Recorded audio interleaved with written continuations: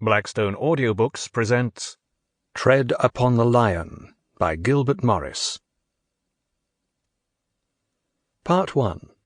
Exodus from Boston, March to May 1776. Chapter 1. Wedding Day in Boston.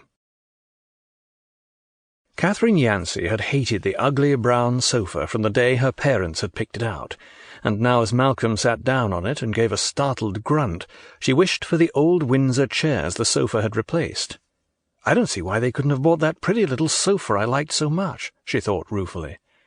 She had picked out one with a pleasant green colour that was well padded and gracefully shaped. It would have fit perfectly in the corner across from the fireplace, but her choice had been disregarded, and her father had chosen the monstrosity that now dominated the best parlour. Sitting down carefully, Katherine felt an intense disliking for the sofa, a miserable, nasty, narrow thing with wood jutting out at every corner on which to break your elbows. To Katherine it was, as she had told her father, unimpressionable as flint, and she hated the unyielding, slippery seats and the bolsters that were as hard as hickory logs. Aside from the discomfort of sitting on it, the piece was covered with a horsehair fabric of a leprous brown colour, and cast a pall over the entire room. "I say, this sofa is a bit hard, isn't it now?"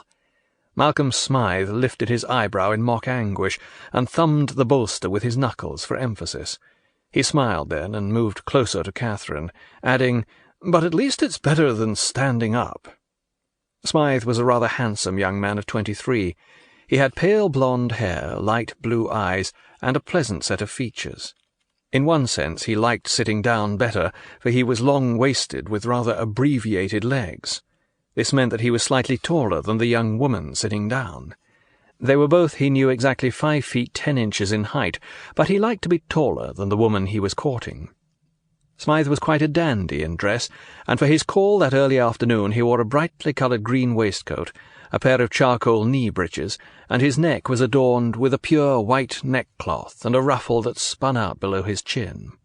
Even in the heat he wore a frock coat with buttons down to the edge just below his knees, and the cuffs, which were dotted with silver buttons, were turned back almost to his elbow.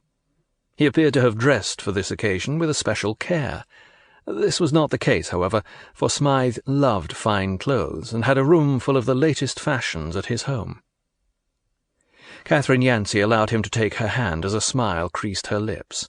She had a wide mouth, far too wide for beauty, but which somehow held a sensual cast.